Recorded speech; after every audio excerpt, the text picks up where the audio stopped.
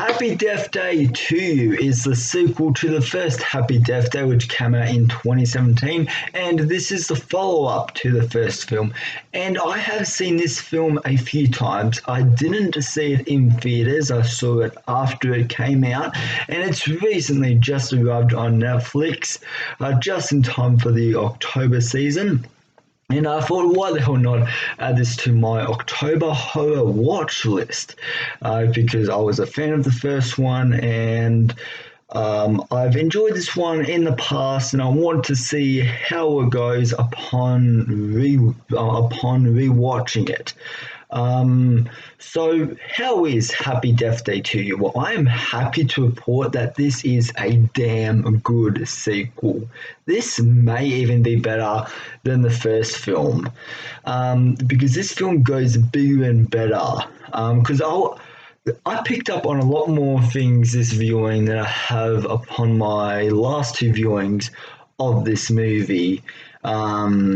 Is that the story of the first film, this sequel expands more on, and it shows a different perspective, and it shows a different take on that first film's story, and certain things have changed this time around, but most of it is the same. It's just a few little tweaks that are different. Like in this timeline, in Happy Death Day 2, Tree's mother is alive, and in the original timeline where she was from, her mother is dead, and it's just Tree and her father. So in this timeline, there's those few little tweaks which makes Tree's character in this film much more of a stronger lead, and it makes that first film's story, it expands more on that plot, which I enjoyed that. And this film also is a lot riskier as well. There's a lot more danger to this sequel because it's not just a Tree this time around. Her friends are involved in this as well. Like obviously Tree is the main culprit here. But that's one of the things I really loved about this sequel is the family dynamic between Tree, her mother, and her father. They are some of the best scenes in this movie, and they are some of the best conversations in this movie, and they are some of the best emotional scenes in this movie as well. One scene in particular where Tree is saying to her mother how much she loves her. That is a very powerful scene there. That's one of the best scenes, I'd say, upon this viewing it was. And this sequel has a lot more emotional impact. Like I thought the emotion in the first film, it wasn't really there, but this film, it does, the emotion works a lot better in this sequel. Like the first film wasn't really focused on being emotional. It was more focused on just being fun. Like there weren't really many, at least from memory. It's been a few years since I've seen the first Happy Death Day, but from memory, the first film didn't really have many emotional scenes. But this film, to you, is a much more emotionally balanced. I thought they handled the emotional scenes really well. And now the deaths, because Tree is once again stuck in the time loop, and in order to reverse the day, to restart it, she has to kill herself, or she has to get killed by the baby masked killer.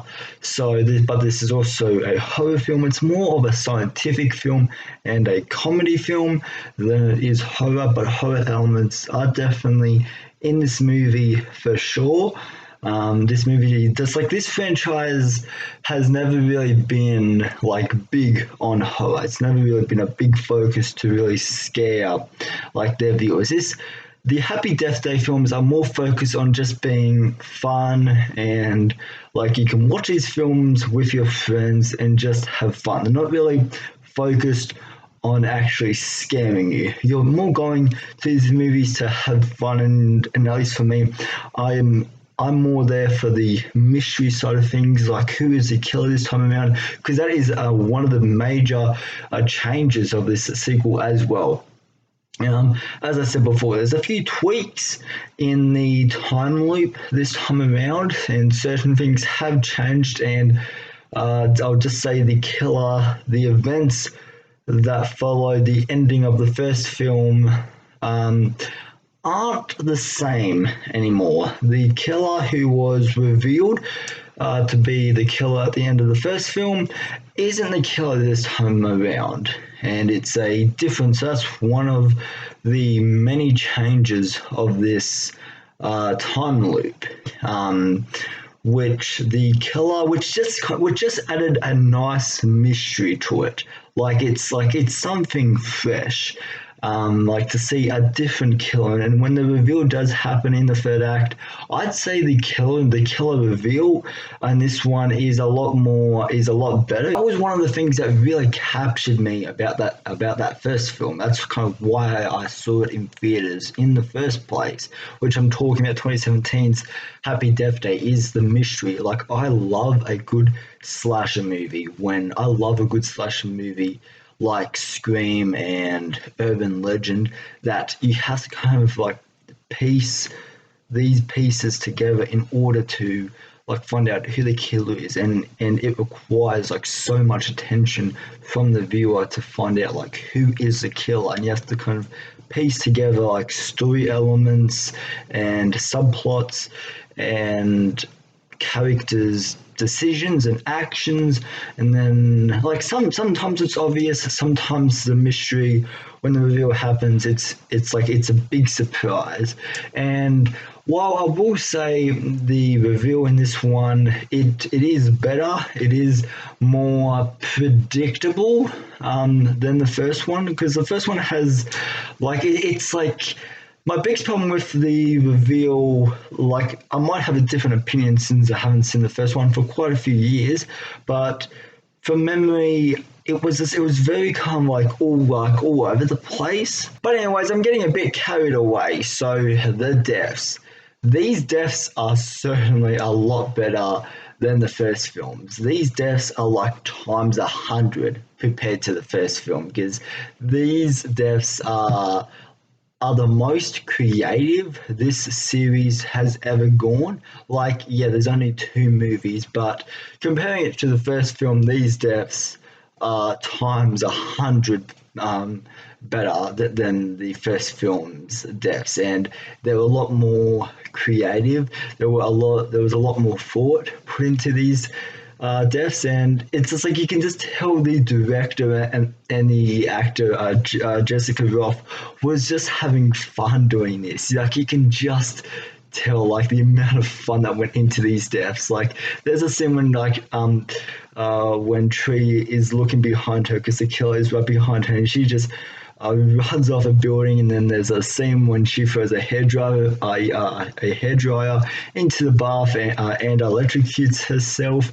Just like, these deaths are just so wildly creative. Speaking of Jessica Rothe, she is the highlight of this movie among many. Like, the kills are definitely a big highlight in this, and the story is another really big highlight in this. But Jessica Rothe, I gotta give some love to her, because she nailed it in the first film and she still got it here. She is so damn charismatic when she is on screen. She is a great actor in these movies. She brings such a bright attitude to all of her scenes, and when she is on screen, it is a delight to watch her, because she is so charismatic. She's so out there with her performance in these movies, and she's just a lot of fun to watch her kind of go insane repeating the events of the first film with a few little tweaks. As for the horror elements in this sequel, like I said, these movies have never really been horror focused. They're more like, they are slasher movies, but it's more on the fun side of slashers, and it's more on the It's more on the lighter side of slasher movies. Like you're not going to these movies expecting this movie Happy Death Day is going to be the scariest movie of the decade. Like you're not going to go to these movies saying that. And plus, to be honest, I think that's a very unfair statement. Uh, Watching these movies because these movies aren't supposed to be scary. Because yes, Happy Death Day 2 and the first Happy Death Day do have jump scares in them, but it's not like jump scare every second. It's this film, these films, like I said, are more reliant on comedy and are more reliant on making you laugh and just having a good theater experience or having a good at home experience watching this movie. But yeah, as I said before, it's a horror movie, so there are jump scares in the first act. The second and third act are very light-hearted. The first act, I'd say, is where majority of the horror elements come in because a lot of the horror parts is just from sneaking around a hallway or in a dark room or the killer jumps out with a knife. The acting alongside Jessica Rothe is so good in this movie. Everyone is just on their A game in this movie, like both major and minor roles. Everybody does a fantastic job playing their characters, and they make their characters, like big or small, they make the characters believable. To You is a lot bloodier than the first film, if I'm remembering the first film correct. Like I said, it's been a few years since I actually watched the first Happy Death Day, but if I am remembering it correct, it didn't have a lot of blood on screen. Part two, there is more blood in this one than the first film. Like when Tree shoots the killer, you see blood pop out of his chest, or when the killer stabs someone. In some scenes, you see blood.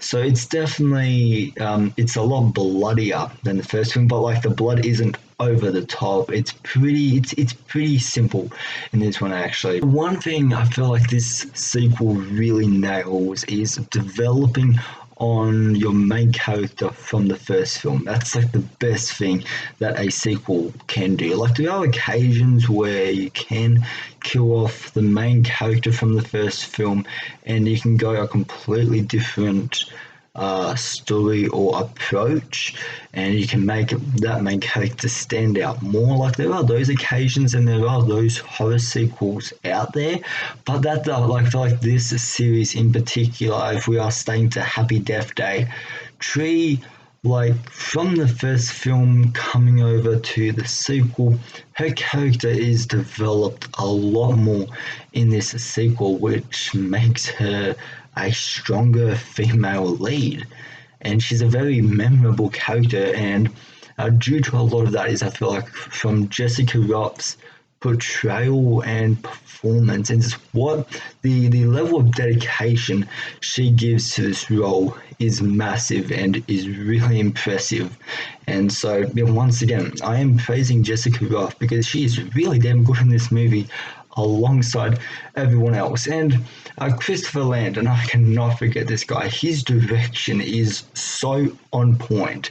Like both with the first film and To You, Christopher Landon's direction once again shines in Happy Death Day 2. He really proves himself as as a director, and he proves himself on making a great sequel and expanding more on that first film's story, as I've already mentioned. And his direction in this movie is so damn entertaining to watch. And just the way he directs sequences, it's really enjoyable to watch. So anyways guys, that is my review for Happy Death Day 2.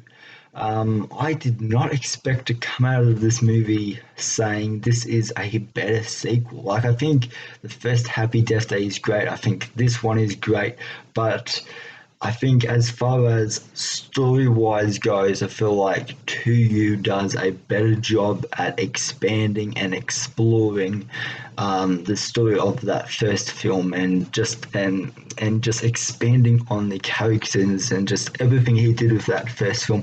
He really expands, and he makes a much more entertaining sequel, mostly with the kills in this one, and just them being so over the top and creative, and just like so much fun. And Jessica Rothe having a delightful presence in her performance, and returning as Tree, I thought was great. So this is a much better sequel. I think both films are great. I should probably, since I haven't seen the first film, I probably should go back and rewatch that. But as for now, Happy Death Day to You. Happy Death Day to You remains my favorite of this series. Let me know down in the comments, what do you guys think of Happy Death Day to You? Do you think it is a better sequel than the first film, or do you think the first film is better than the sequel? Let me know all your thoughts and opinions down in the comment section down below. I'm curious to know what you guys think of this movie. So anyways, guys, I hope you have a good rest of your day, evening, or night, and I will see you in the next video. Alright, bye.